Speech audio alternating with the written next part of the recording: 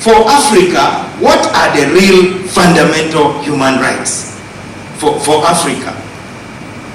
What are the things that keep us awake?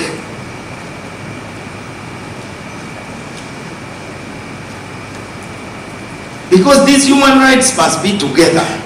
Obviously, there are other debates, there are political debates. There are those who want regime change in Uganda, whose human rights activism is from the posture of changing government.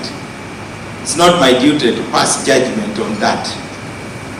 But I think you're better off playing that game from a political party rather than from a civil society organization.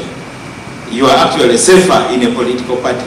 Because when you form a political party, your intention is clear, to evict the incumbent government and replace it, hopefully.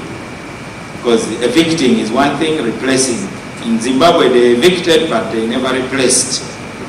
Those are so, as Bob Marley said, check out the real situation.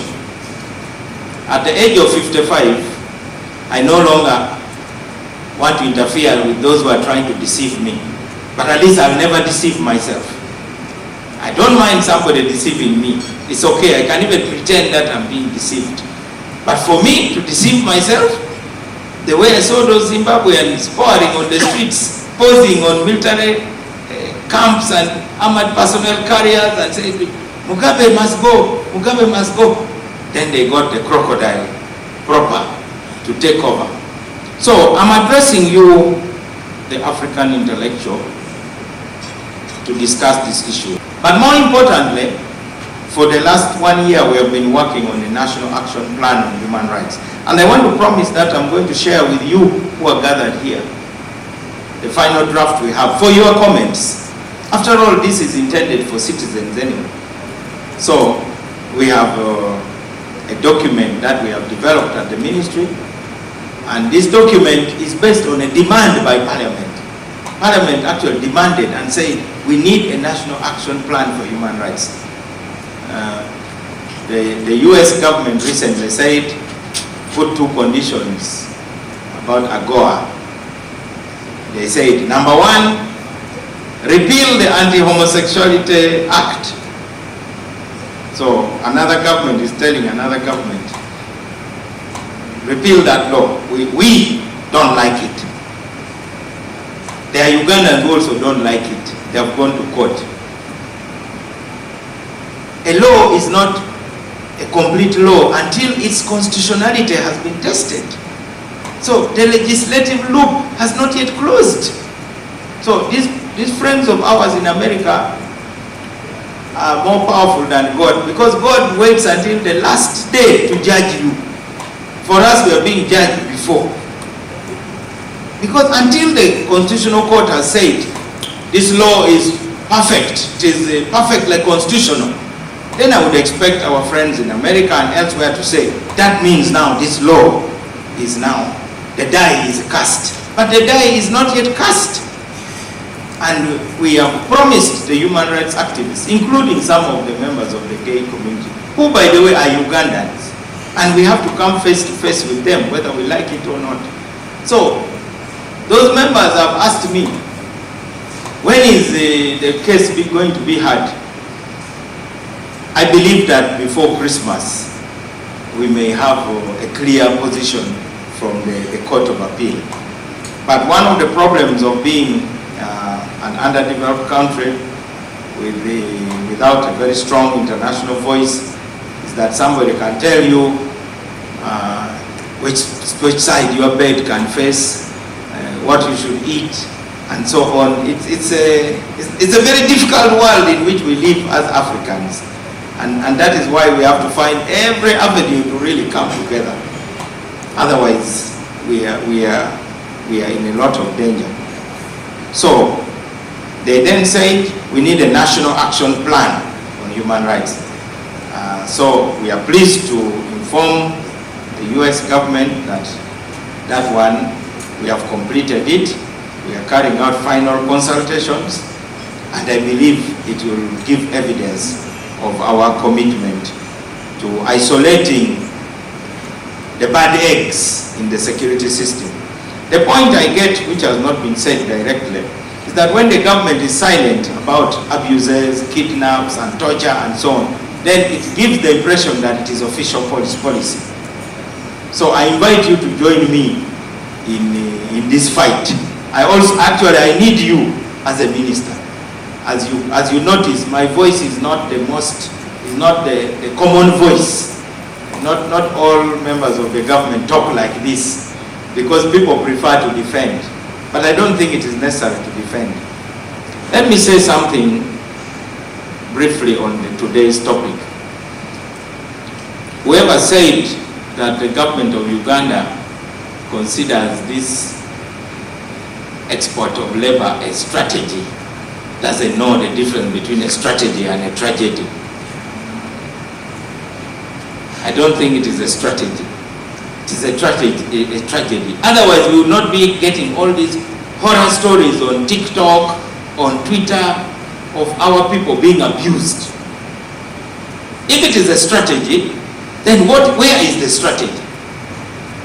We basically have well-connected people with access to those who make decisions on who get licensed to export labor and so on, who have turned this into a mafia business.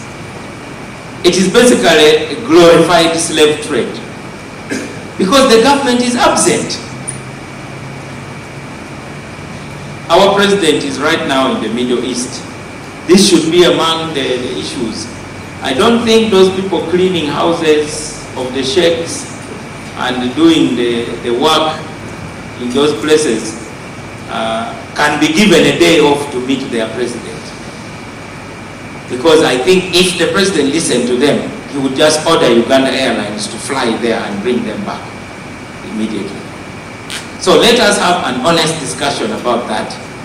As NOBERT MAO, if this is to qualify as a strategy, then there must be a real strategy behind it. The idea for a new national consensus is very important because the building blocks that make Uganda are drifting apart. The glue is getting weak. They need to be strengthened.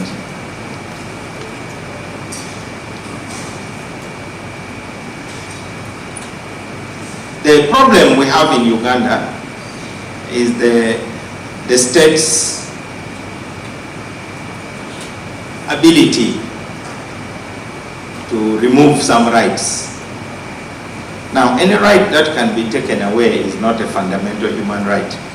Actually, the reason they are called fundamental human rights is precisely because they cannot be taken away. Unless maybe if there's unless if there is a state of emergency. You talked about power.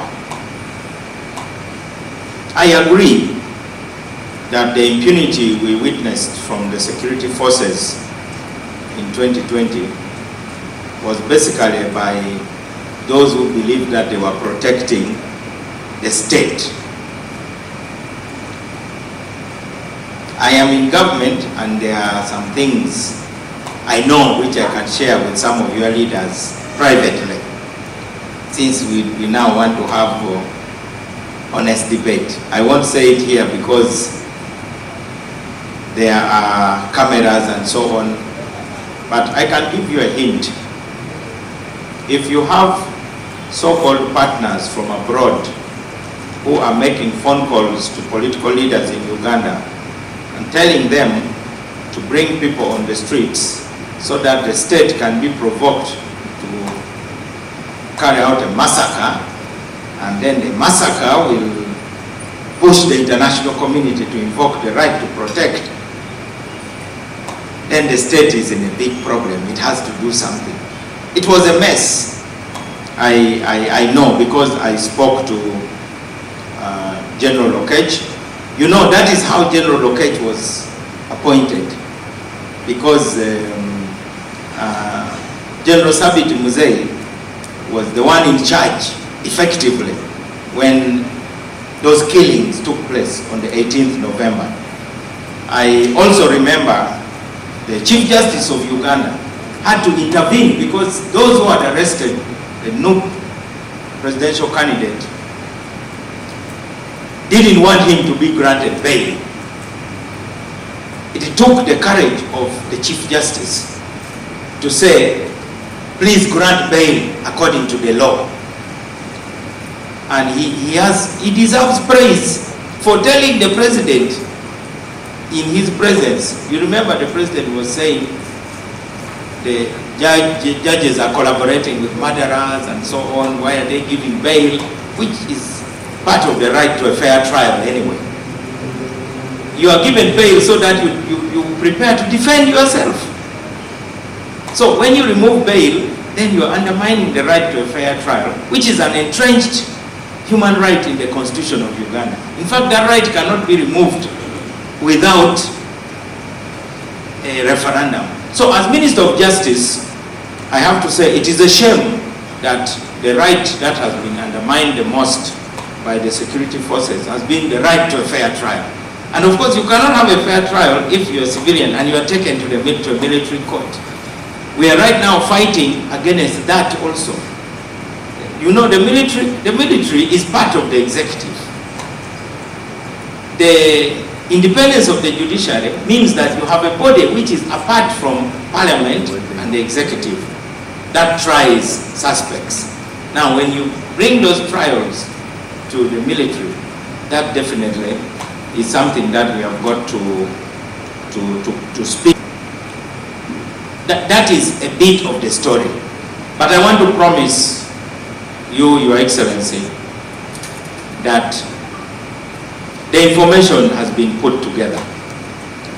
And when I joined the government, one of the first things I did was to wake up an idea that had been sleeping, namely to constitute a cabinet standing committee on human rights, and to make sure what I call the usual suspects are part of the committee. So the Minister of Justice chairs that standing committee, deputized by the Minister of Internal Affairs, who is in charge of police, and we have the Minister for Security, the Minister for Defense, Minister for Gender, Labor and Social Development, which ministry is the one supposed to protect the youth and children. We have the Ministry of Local Government, we have got the Government Chief Whip, and we invited the Secretary General of the ruling party to sit ex officio. That committee is headquartered in the Ministry of Justice. And I can assure you, we are doing all we can to ensure that the truth comes to light. So I thought I should share with you in this address ways of framing this debate so that we are clear about our differences. I have outlined the areas where I think let me say points of contact points, the universality and unity of human rights, the cherry picking of human rights issues by international partners, the politicization of human rights debate, silence of the government because of wanting to protect the image. I want to tell you there's no more image to protect. The government in terms of human rights is stark naked. I can tell you frankly. So we are better off engaging with you people, and whether it will take meeting the families and so on, and I don't think the government should look at these human rights issues as a response to the opposition parties. We are actually responding to citizens who are simply telling us, obey the Constitution. It actually doesn't matter whether it is the main opposition party saying it or what. These things are in the Constitution. And I want to advise you finally, before I sit down, tell government your expectations. By the way, that's the best way to criticize the government, if you want my free advice. And we used it when the war was raging in the north. And we did it like this. Whenever so-called rebels would be killed, the army would hold a press conference. Ladies and gentlemen of the press, today the UPDF engaged the rebels of LRA and killed 30 rebels. And then the rebels are 11-year-old, 15-year-old, 14-year-old. Okay, they have guns.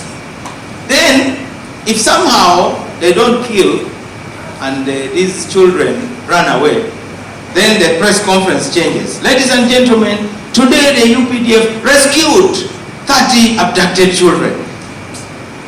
So, how do you deal with that? So it was our duty to tell the government, we expect you to prevent the abduction of these children in the first place. Rather than waiting for them to be abducted, then you start calling them rebels. So in the same way, I say that as civil society organizations, hold the government accountable. Stay in your space of civil society. The reason why civil society has been having friction with the government is because civil society has sometimes used the language of politicians. Actually, you can talk politics as civil society because those are issues in the constitution, especially. I am one of those who believe that the government should stop thinking that civil society organization should only, provide sanitary pads, provide boreholes. Civil society organizations should also challenge us on our commitment to the values in the Constitution. But my advice is on language, and it is both ways. I repeat what I've been saying frequently. It is not healthy for the president of the country to stand up and say XYZ civil society organization are enemies of the state. I think that's not a very good beginning for engagement. Because once the president declares you an enemy, then there's no room for dialogue. So we continuously advise the president of Uganda to use a language which recognizes that every difference of opinion is not necessarily a difference of principle. Because in principle, we should find common ground. And then, of course, the civil society organizations are also best advised to stop appropriating the language that we, the politicians, use. For instance, when you start referring to the government of Uganda as the junta, I see in the newspapers and on some Twitter posts, civil society leaders saying, Mao has now joined the junta. Junta. Obviously, if you are an NGO and you use the word junta, then you have joined the dance of monkeys. So I want to ask civil society organizations that if you join the dance of monkeys, the monkey's tail will touch your face. So please avoid it. It is not healthy because the lions have long tails. So leave us to do our dance with the parties with whom we compete for power. That one is a fair game. It is extremely unfair for you to join our dance. With those scattered remarks, because I didn't have any prepared speech, I want to thank you again for giving me the opportunity. I hope you will come to the Ministry of Justice so that we discuss your resolutions. But as far as I'm concerned, Uganda will be there long after President Museveni and the NRM government. So you are actually on the winning side. It doesn't matter. Because if the government is wrong, power cannot defend what is wrong forever. That is really the truth, and it is logical. I speak like that because as NOBERT MAO, I have the freedom to agree to disagree with the government in which I serve, provided the disagreement is clear. And I want to tell you, there's no collective decision by the cabinet of Uganda that the truth should be hidden regarding those who have been killed and so on. There is no cabinet resolution that people should be abducted. There is no cabinet resolution that people should be tortured. So nobody should stand up and say, Mr. Mao, because you are bound by collective responsibility. My collective responsibility is limited only to those decisions that are minuted in cabinet.